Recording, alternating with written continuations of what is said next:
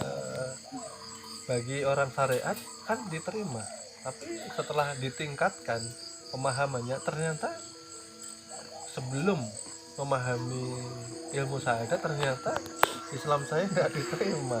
Ya kan kasihan akhirnya kalau seperti itu. Berapa tahun umpama kalau seandainya, coba bayangin, kalau ndak ditunjuk Tuhan nih, ndak dipilih Tuhan untuk mengenal ilmu ketuhanan, terus kayak apa nasibnya? Kan kasihan, seakan-akan merasa ibadahnya sudah benar. Iya benar di syariat gitu loh, tapi kan kalau tidak didalami secara hakikat dan makrifat, akhirnya kan seseorang itu sendiri yang merasa ibadah. Nah itulah becungul, artinya masih berdiri nih, berhala nih. Kasihan toh. Artinya apa ya? Artinya kita istimewa duduk di sini gitu loh. Kita istimewa sudah masuk di dalam salah satu dari sekian banyak jalur wilayah pengenalan Tuhan melalui ilmu kenal diri. Artinya apa? Bersyukur. Jaga namanya rahmat dan hidayah nih, nak. Pegang erat-erat, jangan dilepas. Jadi murid aja sudah beruntung, jadi jamaah sudah beruntung, jadi orang yang dikatakan salik, yang suluk di jalan Tuhan, untung masih. Kenapa saya katakan untung? Karena ketika kita live dari dunia, kata orang meninggal dunia, kalau kita berpulang ke rahmatnya Allah Subhanahu wa taala, kita dapat jaminan gitu loh. Jaminan apa? Jaminan surga dengan ridhonya Allah Subhanahu wa taala. Kenapa bisa seperti itu? Ketika kita pulang ke rahmatullah, kita sedang jihad nih di jalannya Allah. Kita sedang belajar nih untuk mencari keridhoannya. Oh, status kita itu loh yang menentukan. Kita pelajar, kita seorang salik ya. Tapi kalau kita tidak belajar, kayak apa statusnya? Tidak punya status gitu.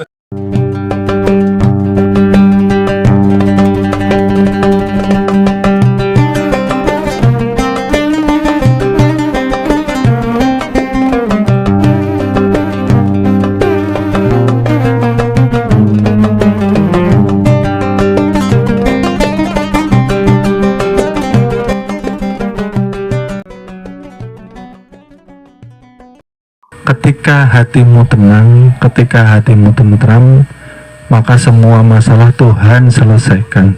Itu betul. Masalah ini terus datang karena hubungan kita dengan Tuhan tidak baik. Hati terus bergejolak. Artinya kita tidak percaya dengan keberadaan Tuhan. Bersahadat tapi tidak percaya nyatanya. Hati kita terus berguncang, bergejolak. Maka kita bersama Tuhan katanya. Ya, bisa enggak merasakan Tuhan bersama napas sebagai kenyataan sifatnya.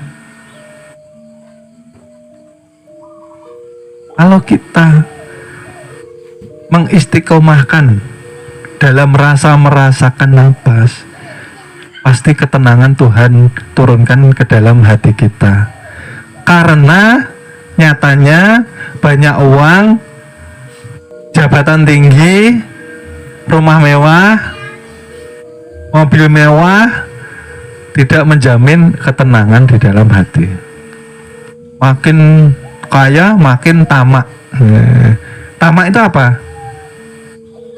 Sudah punya satu sepeda pengen beli motor, punya motor pengen beli mobil, punya mobil pengen beli pesawat jet pribadi, dan seterusnya.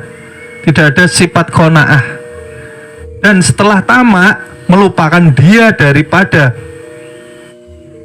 mengingat Tuhan di dalam kehidupannya. Bukankah Nabi Sulaiman itu nabi yang terkaya? Tapi Tuhan tidak membenci, karena kekayaannya menjadikan dia lebih beriman dan lebih bertakwa. Tapi orang sekarang kebanyakan makin kaya, sibuk dunia, makin jauh dari Tuhannya. Umat sekarang ini kekayaannya belum ada yang melampaui kekayaannya Nabi Sulaiman loh.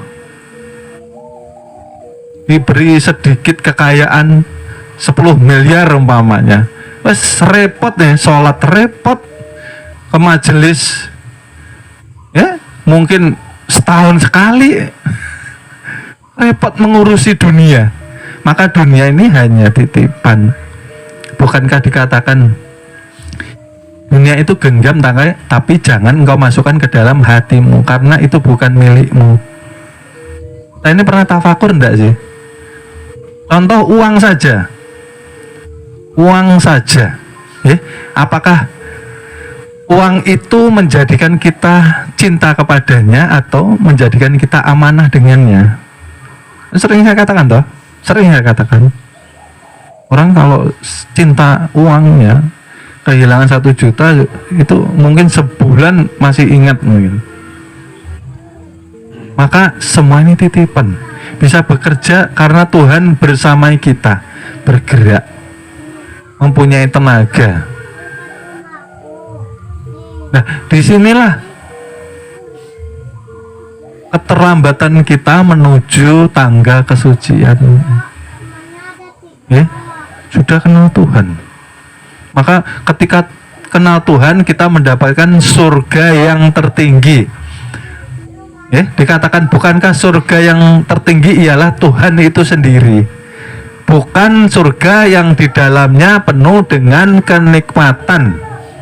Bukan surga yang di dalamnya mengalir air susu dan air madu. Bukan surga yang di dalamnya dipenuhi bidadari.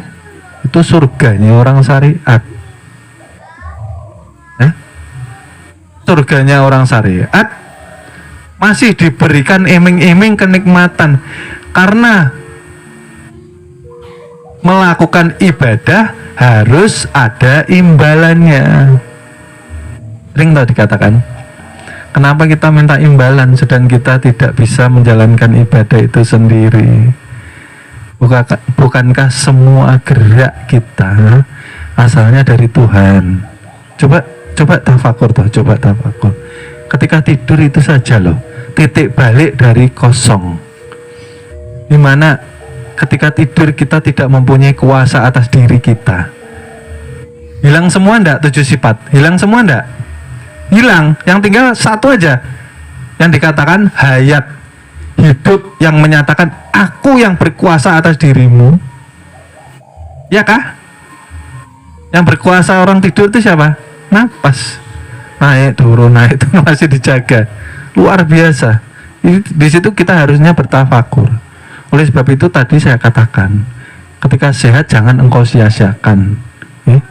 Khawatirnya nanti ketika sakit baru mau tobat. Kena stroke mau tobat, kena stroke mau rajin ibadah. Nunggu stroke dulu baru sadar. Ya kah? Meragukan Tuhan ini loh yang jadi masalah di dalam kehidupan kita. Tuhan sudah membersamai kita, masih kita tidak percaya sama Tuhan.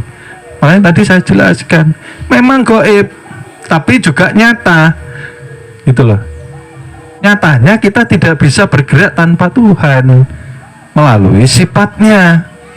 Kenapa kita masih angkuh hidup di dunianya Tuhan, makan dari rezekinya Tuhan, minum dari air yang Tuhan turunkan dari langit.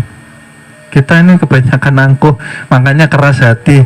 Keras hati itu menjadikan nasihat susah masuk ke dalam diri kita.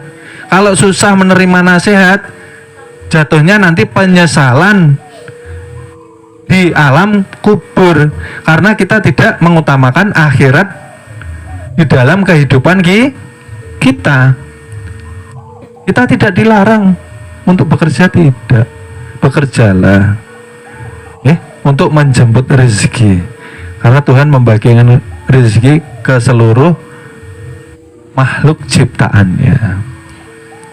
Tapi jangan engkau lalu lupa, jangan engkau lalu lalai. Setelah diberikan rezeki diberikan keluarga, anak, istri atau suami, lalu engkau lupakan Tuhanmu. Kebanyakan kan seperti itu sekarang. Bersahadat tapi hatinya mencintai istrinya, anaknya melebihi cintanya kepada Tuhannya. Ini masalah ini. Maka dikatakan di alam kubur ini kita masing-masing loh. Kenapa kita tidak berpikir apa yang mau kita bawa untuk menjadi keselamatan kita? Apa gitu loh. Oleh sebab itu kemarin di pelajaran saya katakan kita itu harus malu dengan umur kita. Makin berkurang sekarang ini berapa? Sampaikah nanti umur kita ke 63 seperti junjungan Nabi besar yang paling kita cintai, diberi 63 aja tapi umurnya membawa keberkahan. Artinya berkah itu apa sih tadi? Bisa membuat kita timbul rasa pertama takut sama Tuhan. Nah ini loh, kita belajar ilmu ketuhanan tidak ada takut-takutnya. Sholat ya sholat, tapi hati maksiat terus sama Tuhan. Hati ini loh. Ya mungkin zahirnya sudah tidak maksiat, oke. Mabuk enggak, ya. Mabuk tidak. Main wanita tidak. Judi tidak, iya kah? Apalagi? Ngobat tidak. Ya, tapi syiriknya jalan terus. Akunya lebih besar. Aku, uangku, rumahku, pekerjaanku terus. Istriku, anakku. Kita aja nggak punya hak kok di dalam diri kita. Kok semua mau kita akui. Itu nanti menjadikan kita ketika sakaratul maut sakit. Itu yang menjadikan kita nanti su'ul khotimah, karena kebanyakan dunia yang nyangkut, yang lengket di hati kita, melekat. Ya, melekat artinya melekat apa sih? Ketika yang sakit yang dicari anaknya, ketika yang sakit yang dicari istrinya, ketika yang sakit yang dicari suaminya, ketika sakit yang dipikirkan harta bendanya, ketika sakit yang dipikirkan jabatannya, ya kah? Apa yang kita cintai? Coba tanyakan kepada diri kita masing-masing. Ketika mau tidur, siapkah? Siap nggak siap harus tidur. Nyatanya lepas kok kekuatan kita. Ada yang mampu mengendalikan tidur, tidak ada yang mampu. Seperti itu pula tidak ada orang yang mampu mengendalikan kematian. Mau tidak mau, suka tidak suka, protes ataupun ikhlas, tetap datang. Ini sering saya ingatkan. Sudah siapkah? Kenapa kita tidak mau hijrah? Belajar ilmu ketuhanan itu harus hijrah. Untuk siapa sih? Untuk kita, bukan untuk orang lain. Ini nasihat dari Rasulullah terus menerus sampai akhir zaman. Kalau engkau mau selamat, ikuti jalanku, kata Rasul. Jalannya Rasulullah apa? Berpedomanlah kepada Al-Quran dan sunnahku. Nah, sunnah yang diutamakan itu kan tidak hanya di syariatnya, tapi pribadi Rasulullah yang kita ikuti. Sidik, amanah, tablik, fatonah, sering saya ucapkan. Jujurlah kepada dirimu bahwa kita ini tidak punya daya upaya. Kenapa kita ini masih ngoyo, ingin tampil, ingin terlihat,